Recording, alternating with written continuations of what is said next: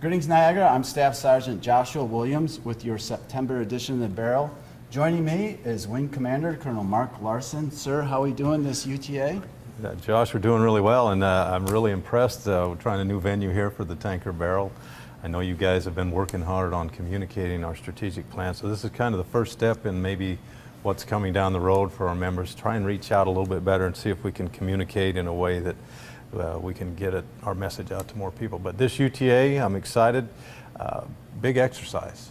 So we're going to do some readiness training, just part of our annual readiness training assessment. We've got about a little over 300 people that are all going to be taking part in a long day on Saturday. It starts early in the morning. We'll go till after the block party for those that are participating in the end of the day part of this. But it's basically just to take our skills in ATSO and readiness and fine-tune what we did earlier this year in practice. So. Well, as you mentioned, it is a big UTA. I had a chance to talk with Mr. Mike Williams from Services, and he's got some great events for everyone to enjoy, especially as we wrap up the summer and have their hard work. Here's what Mr. Williams had to say. I'll tell you what we got is a really good event scheduled for the whole weekend, Friday and Saturday. It's a little bit of a thank you. The FSS had a really successful summer, very successful air show, and we're trying to give a little bit back to the men and women here from the unit. So on Friday and Saturday, both days, we'll have live entertainment outside on the patio. We'll have free food for the members and civilians to come out. We'll have some craft beers from one of the local breweries. It's something that we hope that many members can come out and take advantage of. It's free. Oftentimes you don't hear that word said too much, but we hope to see a big crowd out here both Friday and Saturday. All are welcome. Thank you. Definitely a fun event that's coming up throughout the weekend. A lot of hard work goes into not only what we do on a regular basis, but out of service as well to make sure that we get recognized. So looking forward to this. Yeah, UTA. it should be a great event. Should be a great event. Now, also just earlier, we had a chance to do something pretty neat, or you did, and I got a chance to watch it, and that was present some pretty special coins. Yes, so in conjunction with the air show that hopefully most of you were able to attend, General Derek Rydholm, Major General Derek Rydholm, who is the deputy to the Chief of Air Force Reserve Command from the Pentagon, was here for all of the events leading up to the air show for Reserve Week and air show itself. Took special note of a number of our folks, both civilian and military, and decided that he penned them a special note and wanted to coin all of them. So we recognized today 7 individuals. I gave out some more this morning to 2 NIMAC individuals who were heavily involved in the air show, but we presented those coins along with the message he wrote for them to our staff today. A number of people were involved in the air show behind the scenes. He wanted to recognize some of the key planners, and so that was a great opportunity. He sent those right after the air show. We were just looking for the right moment to present those coins. So, with the air show in the rear view mirror, we now look ahead to what's going on. We have our new mission, full speed, and earlier I had a chance to talk with our Yellow Ribbon representative, Master Sergeant Miller. Yellow Ribbon, sir, incredible program. Yeah, it is, and despite the fact that we're in conversion, we are still heavily involved in all that's going on around the world. We've deployed a lot of people this year from a lot of organizations on base. And the Yellow Ribbon program is an opportunity to take family and significant others or other key members of your support to go to a Yellow Ribbon, to learn some of the things that the Air Force has to offer for families. I've been to 2 of them as a leader. I've never actually had an opportunity to go with my family, but I've been there. I've seen the workshops and the seminars. It's a great place to kind of kick back with your family and see what the Air Force has to offer. Look at the resiliency things that are out there for families who are apart for a particular period of time. I'm finding though that maybe sometimes it's not as widely understood by a lot of people. They don't take advantage of it. You have an opportunity to go pre-deployment if you'd like, and post-deployment. There's some great locations.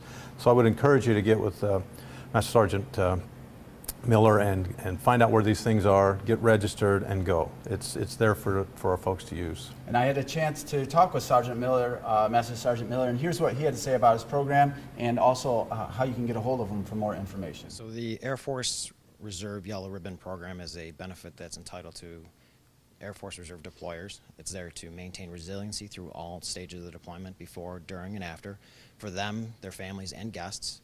It's kind of awesome as typically we go to pretty phenomenal locations, whether it's Orlando, Baltimore, Boston, DC, San Antonio, you name it. We get some pretty good locations. And what's the cost, and what can people do while they're at these locations? Perfect. There's tons to do. The locations are designed to be very family friendly, very family oriented. It's free, not free, but you actually get paid to go. I put you on orders. I pay for your guests with an invitational order. So they do have to stay in your hotel room, but all their travel expenses are reimbursed for 2 guests. Luckily, all your children do count as 1 guest now, so it's a nice little benefit that's added to it. One of the big caveats is these 3 events you get, 1 before you go and 2 when you get home, are very different. Your first one's going to be very factual, very benefit and preparatory. When you get home, it's going to be very reintegration. So we're going to look at how you're settling with your family, how you're settling back in at work. And then your second post is going to be very stress management with the option of couples enrichment. Not couples counseling, but couples enrichment. And it's one of the highest rated programs that the Yellow Ribbon actually offers. This sounds like an incredible program. Here at Niagara, if somebody has a question or they want to find out more information, what's the best way to get a hold of you? By all means, come down. If you've deployed, if you are deploying, come see me. I sit in Airman and Family Readiness. I'm there Monday through Friday and on the UTA weekends. So if you're lined up in an AEF, you know you're going to be in a line that's going, by all means, start the communication. Come on down and talk to me, and we'll make sure that we can utilize all 3 events for you and your family. So Yellow Ribbon Program, incredible opportunity for deployers. And earlier this month, we hit a milestone over at the 328th, our first multi-ship refueling mission. Yeah, so earlier this summer, almost a year to the date from the time we started this conversion, we let our commander, Air Force, 4th Air Force commander, know that we were considering ourselves initially operational capable, which is the first milestone towards becoming fully operation capable. We did that on the anniversary of the stand-up of our bringing in of the tanker. With that, there were certain things that had to happen before we did that. One of them was a number of our pilots and boom operators and maintainers had to be at a certain skill level. This is part of that, this large ship formation that we did both at MacDill back in January and here recently here is evidence that we are making good progress at conversion. So I was really proud of the guys and gals for being able to do that. We've since hired recently a commander for the 328th. Lieutenant Colonel Ryan Smith is commanding the flying squadron, and we have an interim commander who's commanding the OSS. Lieutenant Colonel Chris Feil is doing a great job, both of them there, and they're moving this mission forward along with our maintainers. So really proud of that. It's a great milestone, and it's something that we'll see more of. In fact, I think every Tuesday we're trying to do a formation flight out of here just to keep that currency going and to continue to train our flyers. Well, I had a chance to tag along and get on a flight here and produce a story on this, and I think it's really cool. It's an absolute honor to be able to be a part of it and just watch it. And we're going to take a look at this video that we produced on this flight, which is a pretty incredible experience that we're doing here in Niagara Falls. The 914th Air Refueling Wing's 328th Air Refueling Squadron continues to advance with their new mission as they now conduct formation flying and refueling with their KC-135 Strato tanker. Well, we just launched a 2-ship here out of Niagara and refueled the C-17 over Williamsport, Pennsylvania, went to Cleveland, turned around, went back east, and came up initial as a 2-ship here. So great win for Team Niagara today. Well, the significance of it is the fact that we were able to launch for the second week in a row 2 aircraft at the exact same time. You have maintenance, POL, the air crew, this entire base is going through a transition. So to be able to launch 2 aircraft at the same time is a big win and a big stepping stone, again, for Team Niagara. And it's the second week we've done it. Last week we had some F-16s, today we had a C-17 out of Wright Pat, Ohio, and it's a good day for us and for the receiver pilots. 5, 4, 3, 2, visual contact, 1. It's a big win. Now, communication, we call it CRM, crew resource management, and making sure that we're all on the same page at all times. And I don't care if you're the lowest ranking individual or the newest individual. If you see something wrong, you need to speak up, and that's what being a part of a crew allows you to do. The oldest person, the most veteran, or the youngest person, if something's wrong, doesn't smell right, doesn't feel right, they speak up, and then we fix the situation accordingly. Today, with 3 big aircraft, 2 KC-135s and a C-17 and some small airspace with some weather, you heard a lot of communication today, and that's where the CRM for the members of the Niagara and Team Niagara here in the 328th Air Refueling Squadron, as the conversion, the lingo, some of the words are a little bit different from the C-130. Doesn't mean it's any better or any worse, it's just learning a new mission, and that's the part that you got to experience today and get to hear on the plane, and which I'm very excited about as being the commander of the 328th Air Refueling Squadron. This area hasn't seen a two-ship of KC-135s in a long time, going back to the Guard, and again, it's a big win for not just the base, but the community in moving forward here for Western New York. All right, sir. So what an incredible flight. I mean, the level of communication, all the different moving pieces and what we're doing and what the 320th is doing is just, it's just, I'm in awe of what's taking place, and you guys get to see really sort of what what happens in one of these multi-ship flights. Yeah, it's amazing when you get up there and actually get to experience it, but what's really interesting about that whole thing is the fact that that's the end state of a lot of hard work by a lot of people. You know, having been able to do that in my career, I now recognize how lucky I am to be able to go do that, and how many people had to do a lot of hard work in order for that to happen. And so when we talk about everybody from, you know, recruiting to clearing people to fly to maintaining airplanes, everybody plays a part in it. And the thing we need to communicate to our airmen in the wing is that everybody has input into that final state. And I'd like to see more people get the opportunity to do what you do, because I'm sure once you see that, it gives meaning and purpose to a lot of the things that you do out there. So. Incredible, sir. And as you're talking about one element here, which leads us into our next segment with this maintenance squadron. I've had a chance to get to know the maintenance squadron and what they're doing over there.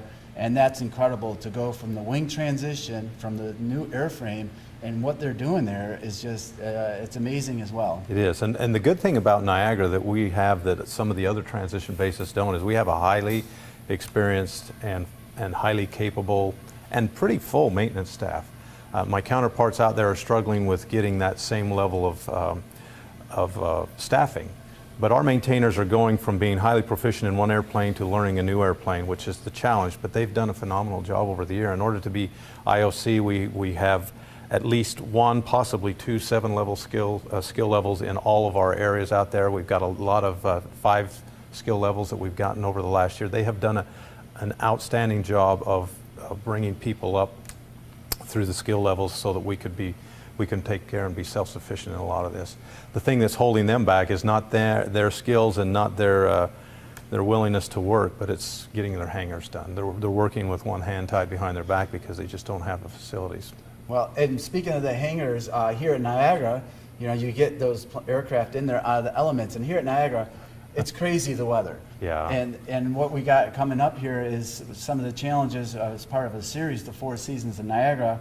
We didn't have a spring this year. We went straight into summer. So here's a segment on what it's like to work on these aircraft in the rain that was sort of a spring-summer. So we're going to run this, the 4 seasons of Niagara piece on this spring/summer segment. Was supposed to be a 4-part series on the seasons of Niagara. Well, Mother Nature put the kibosh on that, and we now have a 3-part series because we went straight from winter into summer. Spring was hardly non-existent at all. We went right into beautiful Western New York summer. But now as the weather changes now, you know, you wait 5 minutes and it could change here in the later part of summer, early part of fall or autumn. You know, rain, storms, showers, thunder within 5, lightning within 5, you know, hampers all our duties out here. So we just play it by ear and go with the flow.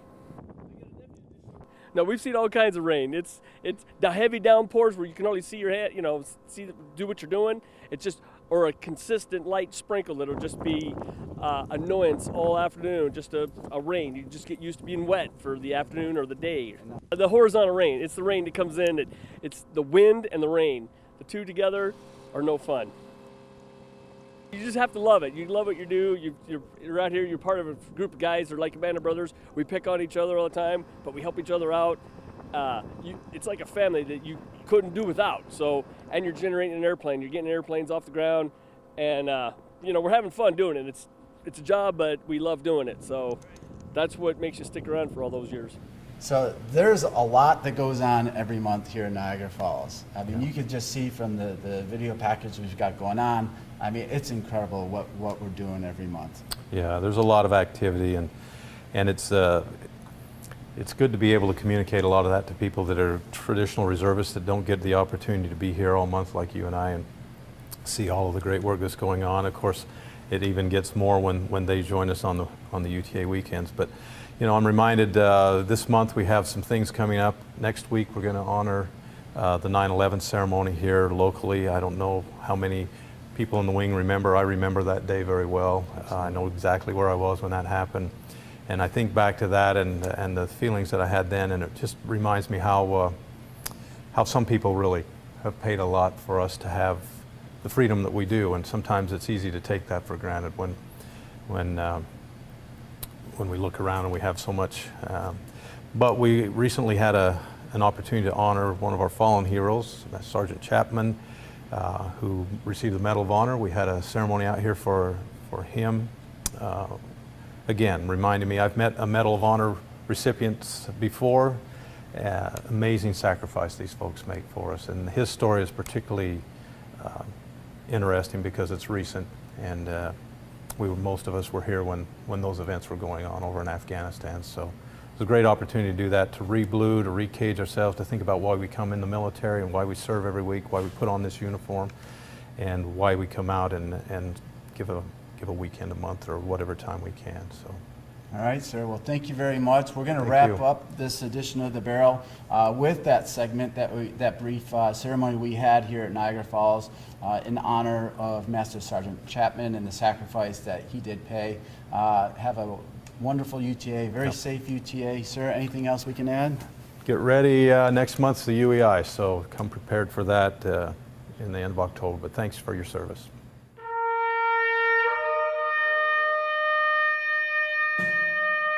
Today, we pay special tribute to Technical Sergeant A. Chapman, an Air Force combat controller who on August 22, 2018, was posthumously awarded the Medal of Honor for conspicuous gallantry and intrepidity at the risk of life above and beyond the call of duty. Sergeant Chapman is the 19th Airman awarded the Medal of Honor since the Department of the Air Force was established in 1947.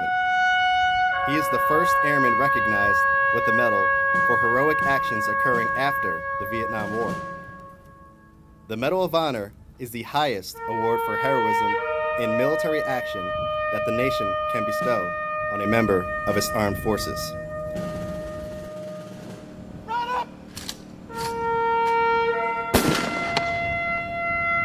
By his heroic actions and extraordinary valor, sacrificing his life for the lives of his teammates, Technical Sergeant Chapman upheld the highest traditions of military service and reflected great credit upon himself and the United States Air Force.